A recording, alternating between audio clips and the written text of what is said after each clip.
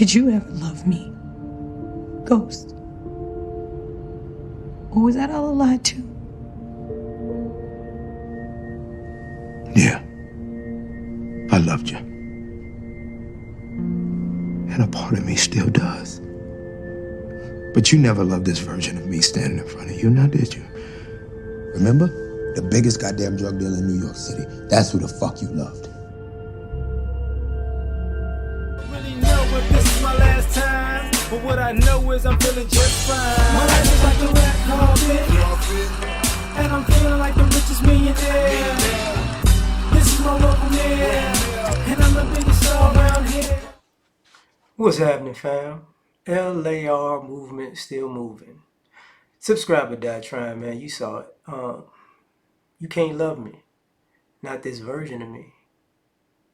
And I think a lot of this stuff that goes on with the relationship talk, we kind of skip over the part that people are loving a part of a person that they want to love, not the person that they're trying to be. Sometimes when you're looking for people who want finished products, you know, oh, I want this person, I want you to be this and this and this and this. Pretty much, that person is you fit my fantasy of what the person that I want is supposed to be. So this is where we're at. And the issue with that is always the same thing. What if I'm not what you want me to be anymore? What if I want something different than what you see that you want? Then will you actually love me anymore? And a lot of this stuff, you know, a lot of these relationships don't happen. A lot of these relationships die because who you are trying to become and who somebody wants you to be are two different things. And when I used to talk about, like, you know, being a jazz hands performance show in a relationship, that's what it is. That's what it is. And then you got people upset, mad, you know, mad even, that we should hold on to this we should hold on to this relationship, or these guys should stay because I could, you know, I could change them, I could mold them, I could make them with, you know, the version of a man that I want to be a man. And he's like, it's not real, and that's not me, and that's not where I'm going, and that's not my vision. You know, being the personification of your fantasy is not my purpose. You see what I'm saying? So, but this is who I am. This is what I'm doing. This is the direction. This is what I see. And if you can't love that, then we gotta go. We gotta go our separate ways. And a lot of times people are people have the the feeling or the inclination that, oh, you want me to pay you for not being your fantasy.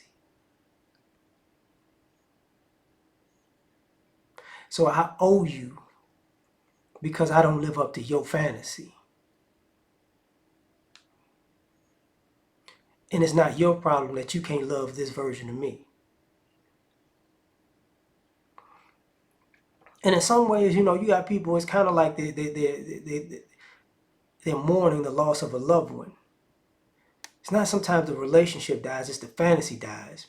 But the person is still real. And you know the person can pull off the act the way you like it, but they're choosing not to. And then you lost.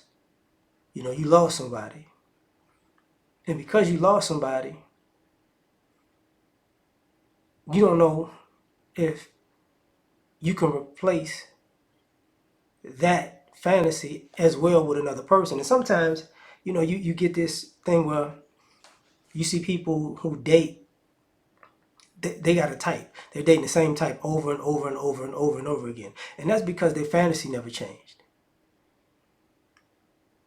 And every person that they meet fits a part of their fantasy, but that doesn't mean it's going to work with that person, because that person does not necessarily want to be your fantasy. They want to be something else, something before they met you, something while they're with you. And it's not hurting anybody. This person could want to be a better person, but a better person might not be your better fantasy. And it's selfish. It's very, very selfish, but people are selfish. You get what I'm saying? People are very selfish. So what you wind up with is a society of people who feel entitled that somebody should tap dance and give them what they want. And if you don't tap dance, I hate you. If you don't give me what I want, I hate you. If you're not working actively to be what I fantasize you to be, and here's the interesting thing, their fantasy of you might be able to change. So if their fantasy changes and you can't adjust to the change in their fantasy, they're not going to love you anymore anyways.